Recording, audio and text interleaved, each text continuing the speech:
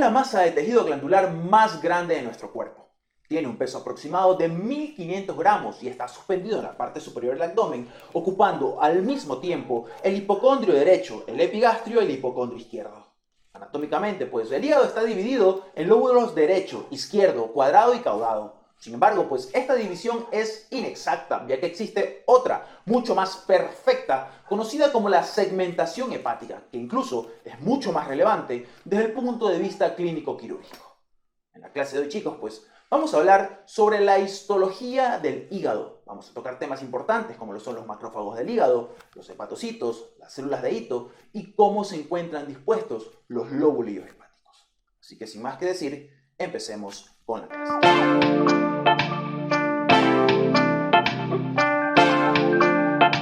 Creo que una de las razones por las que el hígado no recibe la misma atención que la reciben el corazón o el cerebro es porque la mayoría desconocemos su función.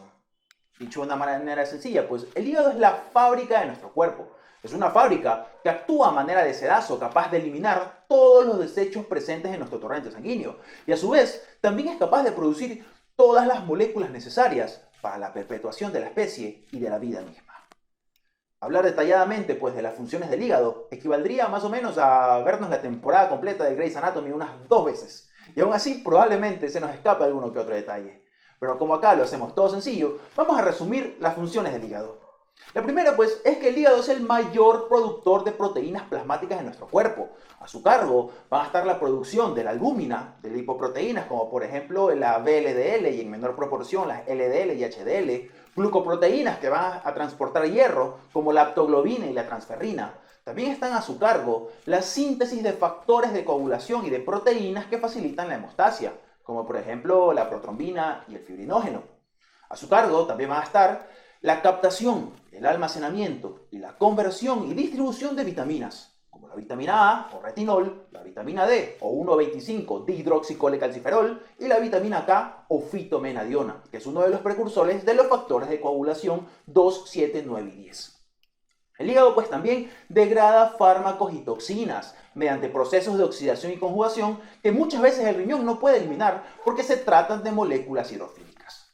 El hígado pues también participa en el metabolismo de prácticamente todas las macromoléculas, como por ejemplo en el almacenamiento de la glucosa en forma de glucógeno y la reconversión de glucógeno en glucosa mediante la glucogenólisis. También participa en la beta-oxidación de los ácidos grasos y en la producción de cuerpos cetónicos, en el metabolismo del colesterol y de la urea. También no nos olvidemos pues que el hígado es una glándula mixta que tiene tanto una secreción endocrina y una secreción exócrina. Por su lado, la secreción exócrina, la bilis, promueve la absorción de lípidos y vitaminas liposolubles A, E, D y K, mientras que su función endocrina tiene a cargo la conversión de distintas hormonas hipofisiarias, como por ejemplo la conversión de la hormona de crecimiento en el factor de crecimiento similar a la insulina, o la conversión de la tetrayiodotironina en triyiodotironina, que es la porción o la versión biológicamente activa de la hormona tiroidea. Como vemos, pues, esta gran variedad de funciones convierten al hígado en un órgano crucial para poder mantener la homeostasis y la vida en sí. Bueno, chicos, entonces, para nosotros poder estudiar la histología del hígado, debemos de considerar como es una glándula mixta, una glándula concisa, un órgano macizo, vamos a estudiar en él un parénquima y un estroma. El parénquima, que va a estar formado por los hepatocitos, que son las células anfitrionas del vídeo de hoy, que son las responsables de cumplir todas las funciones que acabo de mencionar. Y luego tenemos al estroma, que corresponde a todo el tejido conectivo que podemos encontrar dentro del hígado, pero también fuera de él, en forma de cápsula de Gleason. Cápsula de Gleason, que es esta vaina de tejido conectivo que rodea al hígado. Ahora bien, el parénquima, sin embargo, no solamente se compone de hepatocitos, existen otros grupos de células y otras estructuras que podemos encontrar entre los hepatocitos. Entre ellos, por ejemplo, tenemos acá a los sinusoides hepáticos o capilares sinusoidales, que van a estar tapizados por endotelio. Tenemos también un espacio entre los sinusoides y los hepatocitos, que es el espacio perisinusoidal. Tenemos otro espacio que se encuentra en los extremos de esta estructura, que más adelante vemos que la vamos a denominar lobulillo hepático, que se llama espacio portal. en este espacio portal donde nosotros vamos a encontrar a los elementos de la tríada portal. Y esto, a grosso modo, es todo lo que podemos encontrar dentro del hepatocito. A continuación, entonces, vamos a estudiar cada una de estas estructuras, empezando por el parénquima hepático. Como ustedes pueden observar acá, pues los hepatocitos están unidos unos con otros, formando cordones. Y se denominan, de hecho, pues cordones de hepatocitos o trabéculas de Remak. Esto es un cordón. Esto es otro cordón. Vemos la particularidad de que estos cordones rodean de manera concéntrica a la vena centrolobulillar y la rodean de tal manera que terminan formando una especie de hexágono. Y aquí es donde puede surgir la pregunta, pero ¿por qué el lobulillo hepático es hexagonal? ¿Por qué no es cuadrado? ¿Por qué no es circular? ¿Por qué no es triangular? ¿Por qué es hexagonal? Y esto, de hecho, nos recuerda mucho a la forma que presentan también los panales de abeja. Y esto es lo que se conoce como fractales. ¿Sí? Los fractales de la naturaleza, de nuevo los vemos acá. Y esto es un tema que también toqué cuando estábamos hablando histología del tejido respiratorio. Pues bien, chicos, la naturaleza y la evolución en realidad son muy sabias. Porque, por ejemplo, si hubiera escogido al círculo como la forma predilecta, si nosotros juntamos 3 círculos, nos daremos cuenta que queda un espacio intermedio vacío, espacio que estamos desaprovechando. Entonces acá pues en la naturaleza solamente existen 3 figuras geométricas que pueden juntarse de modo que no dejen espacios vacíos. Tal es el caso del triángulo, del cuadrado y del hexágono. Y acá entonces se pueden preguntar, entonces ¿por qué el hepatocito, el lóbulo hepático, no es triangular o por qué no es cuadrilátero? ¿Por qué el panal de abeja no es triangular o por qué no es cuadrilátero? Pues porque la geometría de su figura, la geometría del hexágono, es la figura geométrica que ocupa el menor perímetro para poder cubrir una mayor área de superficie. ¿Qué quiero decir con esto? Pues de que esta configuración hexagonal que tiene el lobulillo hepático le permite al hígado almacenar muchas más cosas en su interior en un espacio reducido. ¿Sí? Espero que haya quedado clara esa parte. Y ahora pues bien, vamos a estudiar al lobulillo hepático. El lobulillo hepático es la unidad anátomo-funcional o histofuncional del hígado. Y hay distintas maneras de estudiarlo. ¿Sí? Tenemos, por ejemplo, un lobulillo clásico, que es el que considera al lobulillo hepático como un lobulillo de forma hexagonal y cuyo eje central es la vena centrolobulillar, porque la sangre fluye en ese sentido, de fuera hacia adentro. Luego tenemos un lobulillo portal que tiene una forma en cambio triangular y considera como eje central al conductillo biliar intralobulillar que se encuentra dentro de la tríada portal, ya que la bilis fluye desde dentro hacia afuera.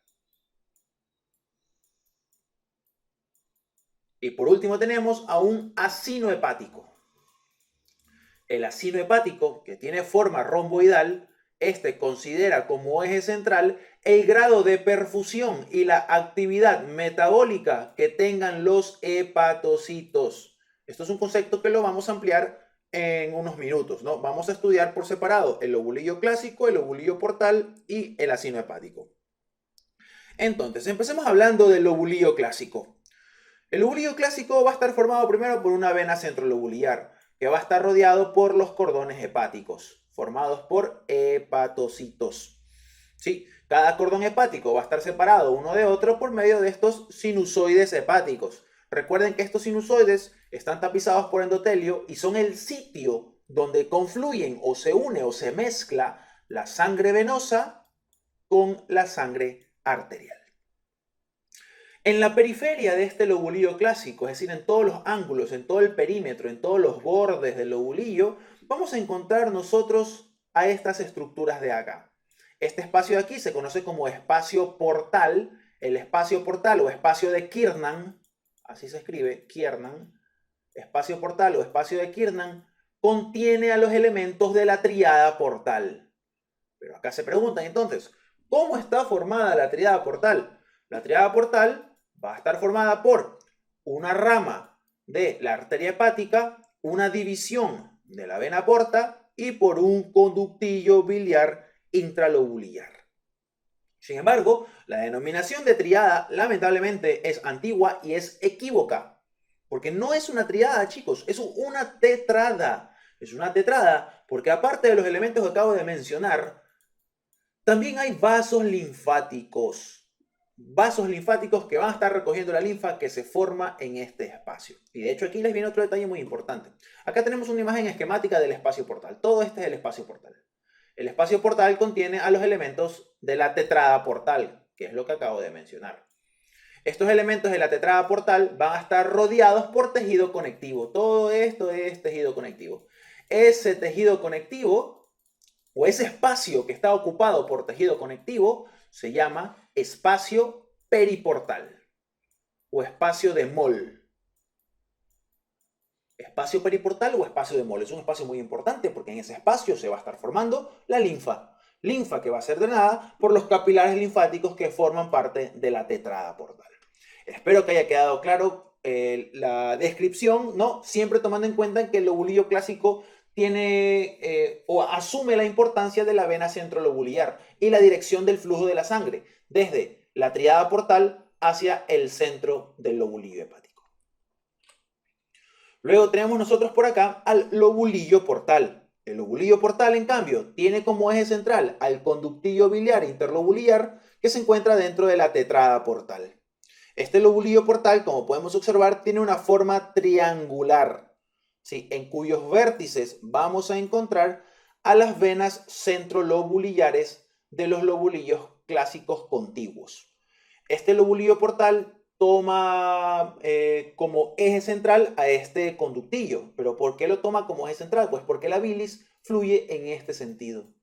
El triángulo está encerrando, por así decirlo, todos aquellos hepatocitos que drenan su bilis hacia este conductillo portal interlobular. Eso en cuanto entonces al lobulillo portal.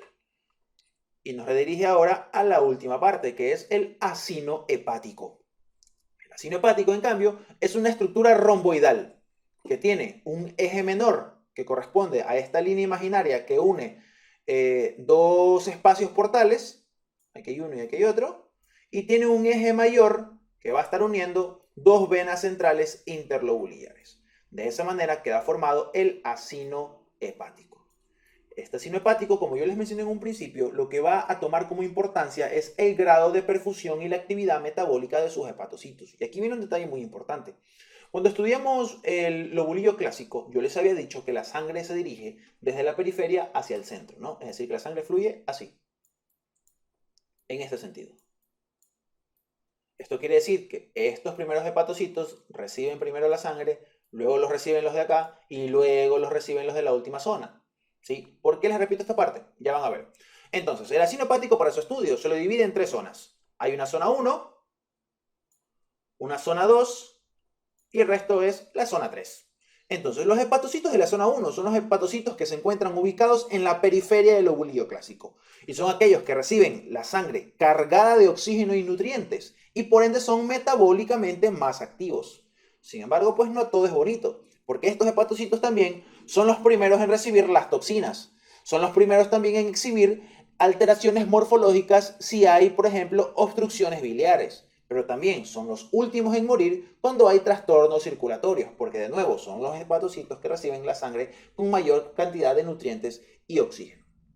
En esta zona de aquí, en esta zona 1, como veremos más adelante, se encuentran ubicados los hepatocitos madre, entre comillas, que forman parte de una estructura conocida como conducto de Hering, que más adelante lo vamos a entender, pero quiero que tengan esa idea en la cabeza.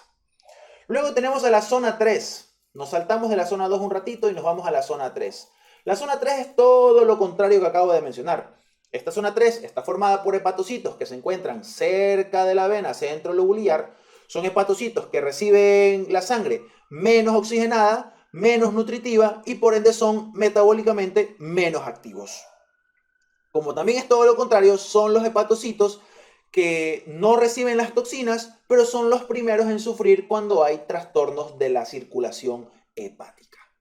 Y por último tenemos a la zona 2, que en realidad es una zona de transición. Es decir, que acá nosotros podemos encontrar hepatocitos que poseen características tanto de la zona 1 como los de la zona 3.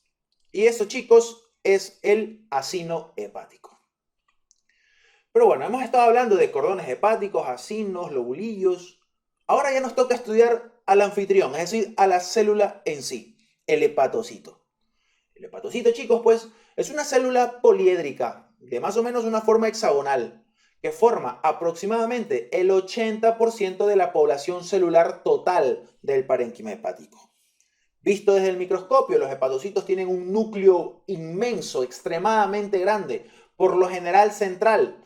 A veces los hepatocitos más grandes o más maduros son incluso binucleados, pero tienen un núcleo redondo siempre ubicado en el centro. El citoplasma del hepatocito, pues, está ocupado de millones de organelas, porque son células metabólicamente muy, pero muy activas. Como por ejemplo, podemos encontrar aproximadamente en el interior de cada hepatocito de 800 a 1000 mitocondrias. También posee una gran cantidad de peroxisomas. Estos peroxisomas, que tienen la función, por ejemplo, de convertir el etanol, es decir, el alcohol, el tequila, el vodka, el ron, el forloco, todo eso que tomamos, convierten el etanol en acetaldehído por acción de la enzima alcohol deshidrogenasa. Estos peroxisomas pues también intervienen en la beta oxidación de los ácidos grasos y también en la glucogénesis. Otra organela muy importante es el retículo endoplasmático rugoso. Acá lo podemos observar. Este es el retículo endoplasmático rugoso que por lo general se encuentra rodeando al núcleo. Este retículo tiene la capacidad de conjugar fármacos y toxinas. También cuenta con un aparato de Golgi extremadamente denso, donde vamos a poder encontrar nosotros a los precursores de las VLDL, de las lipoproteínas de muy baja densidad. Y también posee abundantes lisosomas. Ojo con los lisosomas. Los lisosomas siempre se encuentran cerca de sus bordes. Más adelante vamos a ver por qué. Pero los lisosomas siempre se encuentran cerca de sus bordes. Y los lisosomas pues tienen la capacidad de poder almacenar hierro y almacenar bilis. El hepatocito produce la bilis y la almacena en sus lisosomas. Listo entonces. Vamos ahora a pasar a esta diapositiva de acá, que son dibujos que yo he hecho mismo en Illustrator y espero que logren entender lo que les quiero transmitir. El hepatocito, chicos, es una célula muy pero muy polarizada. Es una célula que tiene su polaridad bien definida.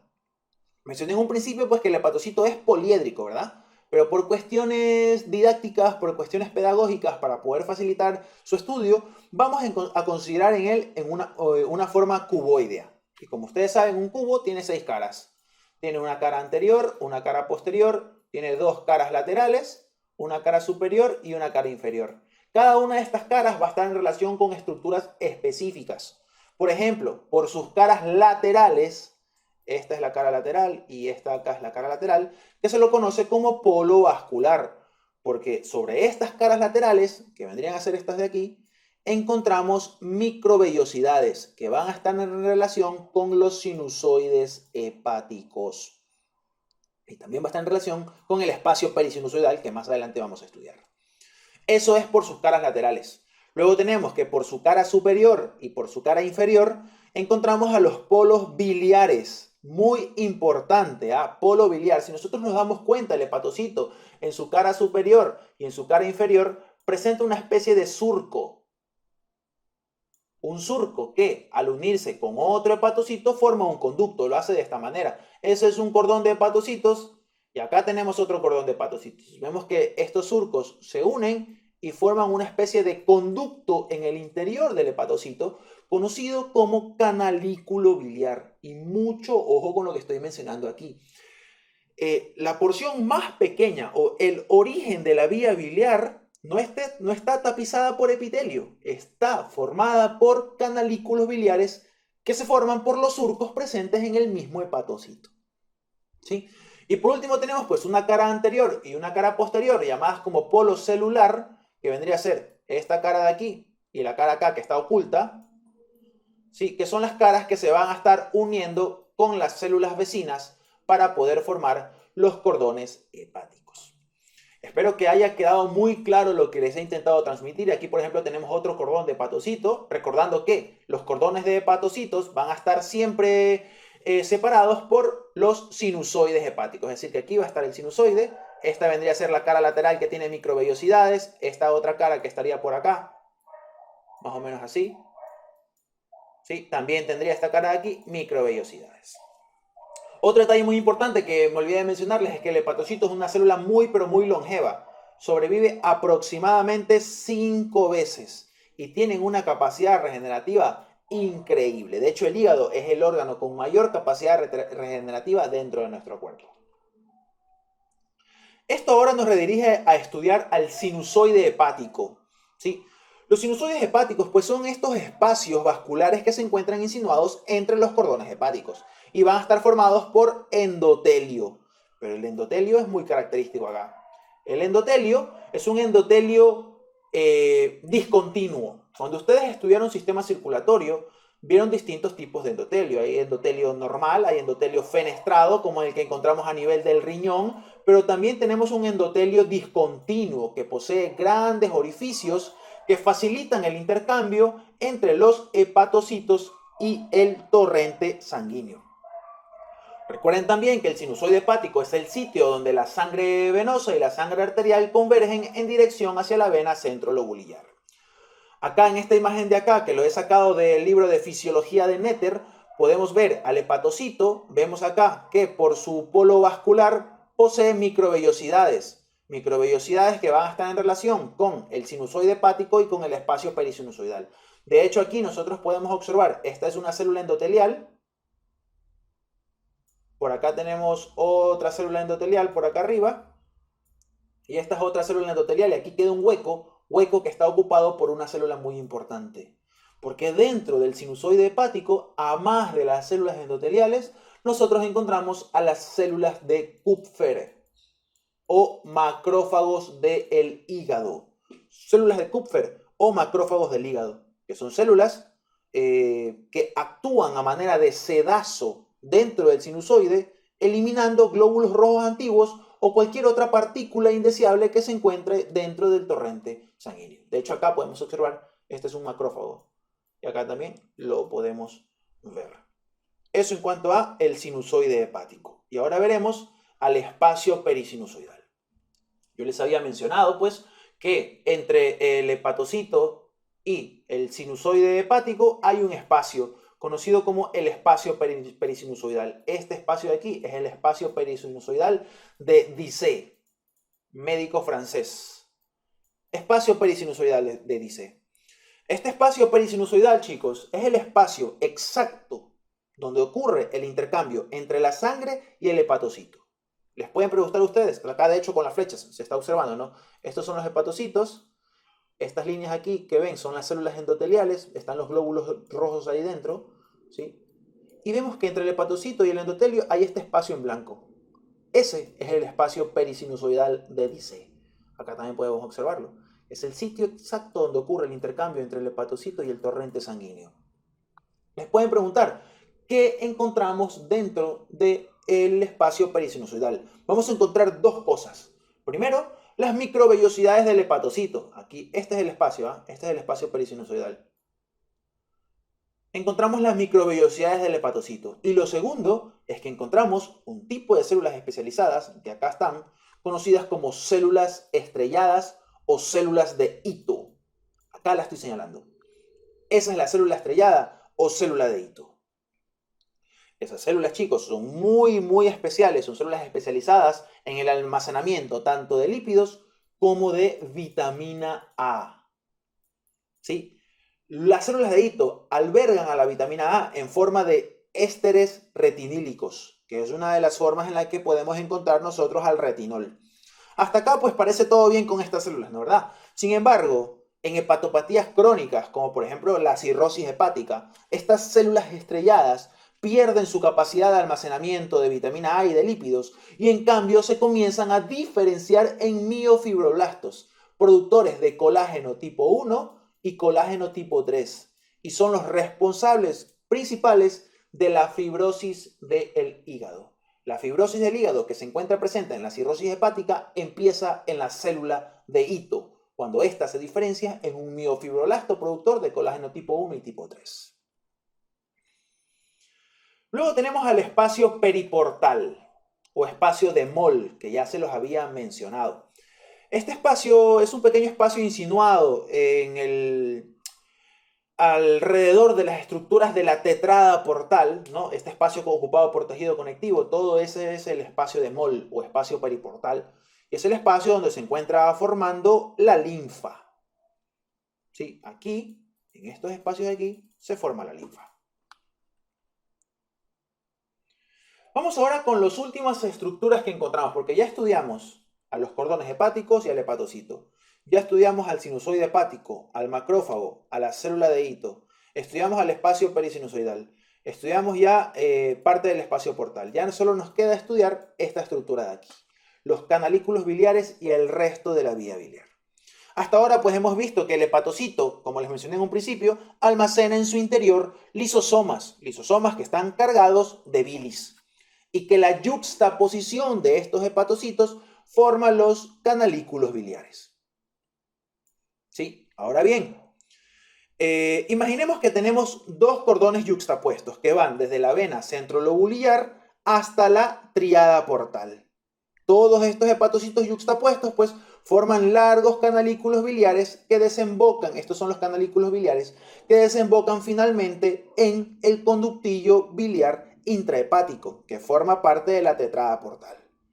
Pero entre el conductillo biliar intrahepático y el canalículo biliar existe una zona de transición conocida como conducto de Hering o conductillo biliar periportal. Recuerden, chicos, que todo conducto dentro de nuestro cuerpo, por regla histológica, está tapizada por algún tipo de endotelio, generalmente epitelio plano simple o por un epitelio cúbico simple. Ese es el epitelio por especialidad de los conductos. Sin embargo, la vía biliar en su origen no está compuesta por epitelio, está formada por los hepatocitos que forman los canalículos biliares. Sin embargo, ya cuando esos canalículos biliares desembocan en verdaderos conductos epiteliales, existe esta zona de transición conocida como el conducto de Hering o conducto biliar periportal. Y acá lo estamos observando. Acá vemos a los hepatocitos, vemos ya aquí al conducto biliar intrahepático y vemos aquí esta zona de transición. Este es el conducto de Hering. Los conductos de Hering pues son pequeños conductos que poseen actividad contráctil que son capaces de poder regular el flujo de la bilis, asegurando que la bilis fluya desde el centro hacia la periferia y no de la periferia hacia el centro, porque en ese caso habría una éstasis de bilis. ¿Sí? ¿Qué es lo importante sobre este conducto de Hering? Pues que vamos a encontrar nosotros dos tipos distintos de células. Por un lado, encontramos colangiocitos, que son células epiteliales cuboideas que forman parte del epitelio de los conductos biliares, son células normales, pero también encontramos citoblastos hepáticos. Aquí están. ¿Qué son estos citoblastos hepáticos? Son en realidad células madre del hígado. Recuerden que yo les mencioné que en la zona 1 teníamos hepatocitos madre. Estos son los hepatocitos madre de los que yo me refería. Estos citoblastos hepáticos que tienen la capacidad de poder diferenciarse en hepatocitos maduros o también en colangiocitos para poder reemplazar de esta manera a las células más viejas, ¿no? De hecho, hay estudios muy interesantes sobre estos citoblastos hepáticos en donde se teoriza que podrían ser utilizados como parte de tratamientos de enfermedades degenerativas del hígado, como por ejemplo la cirrosis. ¿Sí? Así que muy importante ese detalle. El conducto de Hering es esta transición entre canalículo biliar formado por hepatocitos y los conductillos biliares intrahepáticos e intralobulares formados por el epitelio cúbico simple representado por los colangiocitos. Y esto nos lleva ahora al resto del árbol biliar. Y noten que acá abajo les he escrito la secuencia desde más pequeño a más grande de toda la vía biliar. Canalículos biliares formados por los hepatocitos. Conductos de Hering formados por hepatocitos y colangiocitos. Conductillo biliar intrahepático y el resto de la vía biliar están formados por colangiocitos que luego se transforman en epitelio cilíndrico, y como ya veremos más adelante. Entonces, ¿qué sucede? Todo el árbol biliar intrahepático, ojo, todo el árbol biliar intrahepático va a estar tapizado por un epitelio cúbico simple, que a medida que se acerca al hilio, el epitelio cúbico simple va haciendo una transición de poco en poco y las células se van tornando cilíndricas y adquieren microvellosidades. Hasta que cuando ya desde aquí para acá todas las células son cilíndricas con microvellosidades por excelencia, pero de acá para arriba las células son cuboideas y van aumentando su tamaño de poco en poco a medida que se acercan al hilio del hígado.